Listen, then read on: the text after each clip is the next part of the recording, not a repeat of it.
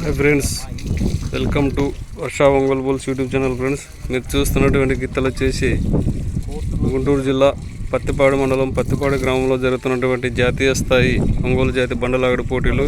ఈరోజు రెండో పళ్ళు విభాగం పోటీలు నిర్వహించారండి. రెండో రోజు ఈ రెండు పళ్ళు విభాగానికి వచ్చినటువంటి జత ఇవి. నలబోతు వెంకటేశ్వరరావు గారు, రామకృష్ణాపురం గ్రామం, సత్తెనపల్లి మండలం, పల్నాడు జిల్లా వారి రెండు పళ్ళ గిత్తలండి ఇవి.